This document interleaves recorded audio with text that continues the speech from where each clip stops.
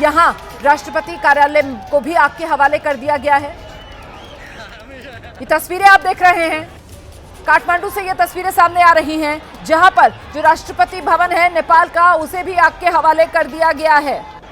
राष्ट्रपति कार्यालय में ये आग, ये दरअसल जो तस्वीरें आ रही है वो महाराजगंज की तस्वीरें आ रही हैं। जैसा कि अभी हमें जानकारी मिल रही है, ये देख रहे हैं आप तस्वीरें, राष्ट्रपति कार्यालय की ये तस्वीरें हैं। धू-धू कर राष्ट्रपति कार्यालय यहाँ पर जल रहा है। कोई भी अछूता नहीं है आंदोलनकारियों के आक्रोश से। सभी आंदोलनकारियों के गुस्से की जद में आ रहे हैं। इसीलिए राष्ट्रपति आवास से लेकर, राष्ट्रपति के निजी आवास से लेकर, प्रधानमंत्री के निजी आवास से लेकर, मंत्रियों के आवास से लेकर, राजनीतिक दलों के दफ्तरों से लेकर, सुप्रीम कोर्ट से लेकर संसद भवन तक जो कुछ भी आंदोलनकारियों के सामने आ रहा है, आंदोलनकारी चुन चुन कर उसे आग के हवाले कर रहे हैं। ये तस्वीरें आपके सामने हैं। आंदोलनकारियों ने यहाँ पर राष्ट्रपति कार्यालय को भी फूंक डाला है। तस्वीरें देख रहे हैं आप। आंदोलनकारी धीरे धीरे कर आगे बढ़ते हुए, कब्जा करते हुए, हर तरफ आंदोलनकारी ही आंदोलनकारी नजर आ रहे हैं।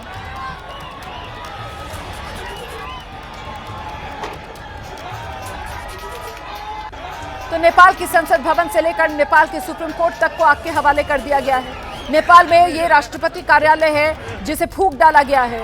नेपाल सरकार में जो मंत्री थे, उन मंत्रियों के आवास को सबको आग के हवाले कर दिया गया। नेपाल सरकार में जो मंत्री थे, उनमें से जो भी प्रदर्शनकारियों के हत्थे चढ़ा, उसको जमकर पीटा गया। और इसमें शेर बहादुर देउबा का नाम भी आप जोड़ लीजिए, जो बड़ा नाम नेपाल की राजनीति का, जो वरिष्ठ नेता नेपाल की राजनीति के, उम्र करीब 80 साल, उनको भी नहीं बख्शा गया। प्रदर्शनकारियों ने लहूलुहान शेर बहादुर देउबा को भी कर दिया। और ये तस्वीरें देखिए किस तरीके से राष्ट्रपति कार्यालय की ये तस्वीरें हैं, और राष्ट्रपति कार्यालय को भी आग के हवाले कर दिया गया है।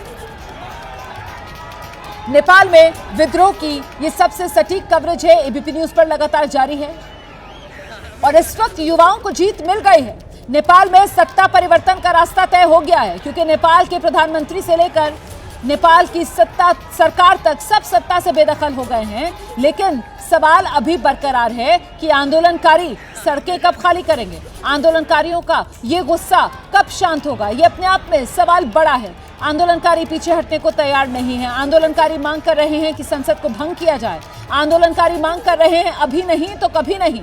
आंदोलनकारी मांग कर रहे हैं प्रधानमंत्री बलेन शाह को बनाया जाए। वहीं इस वक्त की बड़ी खबर यह है कि बलेन शाह और राबी लामिछानी के बीच महत्वपूर्ण बैठक हो रही है। और इसी बैठक में तय किया जा रहा है कि कैसे नागरिक सरकार का रास्ता तय किया जाए। जो बलेन शाह के समर्थक हैं वो ये चाहते हैं कि बलेन शाह को इस नागरिक सरकार का प्रधानमंत्री बनाया जाए। हालांकि राबी लामिछाने वो उप प्रधानमंत्री रहे हैं पहले नेपाल के, और ऐसे में दोनों के बीच क्या सहमति बनती है, इसको लेकर अभी इंतजार है। फिलहाल नेपाल की जनता ने और नेपाल के युवाओं ने ये तय कर दिया है कि नेपाल में जो अब नई सरकार बनेगी, नेपाल की जो सत्ता है अब वो जिन हाथों में होगी, वो हाथ युवा होंगे। युवाओं को मिलेगी नेपाल की कमान। ये नेपाल के युवाओं ने तय कर दिया है। और इसी के तहत अब गेंद जो है वो बलेन शाह और राबी लामिछाने के पाले में आ चुकी है। और इन्हीं दोनों को मिलकर आगे नेपाल को किस तरीके से बढ़ाना है, शुरुआती जिम्मेदारी इन्हीं दोनों के कंधों पर आती हुई नजर आ रही है। इसमें कोई शक शुबा है नहीं। फिलहाल इंतजार इस बात का है कि आखिरकार दोनों में सहमति किस रूप में बनती है। लेकिन उससे पहले बड़ी चुनौती ये है कि आंदोलनकारियों को कैसे वापस सड़क से लौटाया जाए, क्योंकि आंदोलनकारी अभी भी उत्साह में हैं। आंदोलनकारी अभी भी ऊर्जा से लबरेज हैं। आंदोलनकारियों के पास अभी भी कुछ मांगे हैं, कुछ शिकायतें हैं, जिनके पूरे होने का वो इंतजार कर रहे हैं। और इनमें मांग ये भी है आंदोलनकारियों की, जो उनके साथी कल मारे गए, जो पुलिस वाले जिन्होंने सीधे सिर में गोली मारी है, ऐसे पुलिसकर्मियों को चिन्हित किया जाए और उनके खिलाफ एक्शन लिया जाए। 21 आंदोलनकारी जो कल मौत के घाट उतार दिए गए, उन्हें इंसाफ मिले। ये वो तमाम सवाल हैं और ये वो तमाम मांगे हैं जिनको लेकर अभी भी नेपाल की फिजा में तनाव है। लेकिन इस सब के बीच सबसे बड़ा सवाल यही कि अब आगे नेपाल में क्या होगा। अभी तो नेपाल के अंदर स्थिति बेहद अराजक नजर आ रही है। अभी तो ये आंदोलनकारी किसी की बात सुनने को तैयार नहीं है। अभी तो आंदोलनकारियों के सामने जो कुछ आ रहा है उस सब को नेस्त नाबूद करने पर आमादा ये आंदोलनकारी हैं। अभी तो ये आंदोलनकारी सिर्फ और सिर्फ अपनी मर्जी करते हुए नजर आ रहे हैं। अभी तो ये आंदोलनकारी सिर्फ और सिर्फ अपना गुस्सा निकालते हुए नजर आ रहे हैं, वो गुस्सा जो दशकों से इनके मन में भरा हुआ था।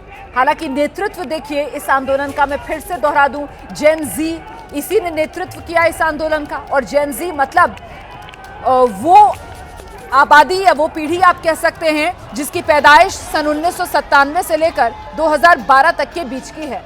तो मतलब एक तरीके से नेतृत्व इस आंदोलन का कर रहे थे वो युवा जिनकी उम्र मुश्किल से 14-15 साल से लेकर 28 साल तक की है। लेकिन कल ये जो आंदोलन शुरू हुआ था, देखते ही देखते आज इसमें नेपाल के आम जन जुड़ते चले गए, क्योंकि मांगे तो वही हैं जो सीधे नेपाल के लोगों की जिंदगी से जुड़ी हुई है।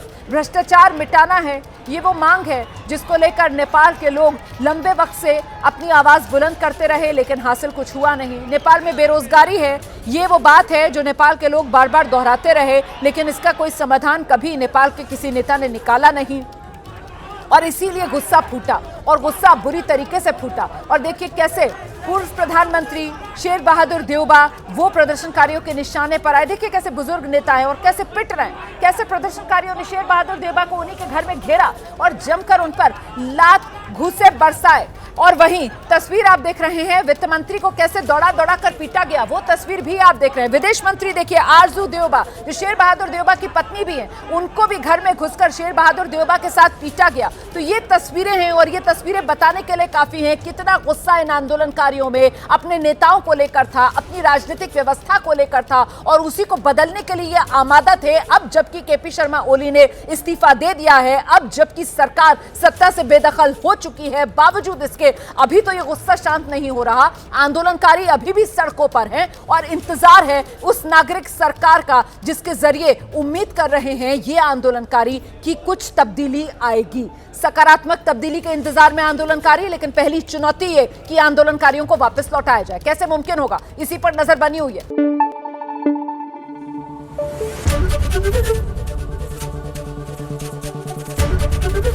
एबीपी न्यूज आपको रखे आगे।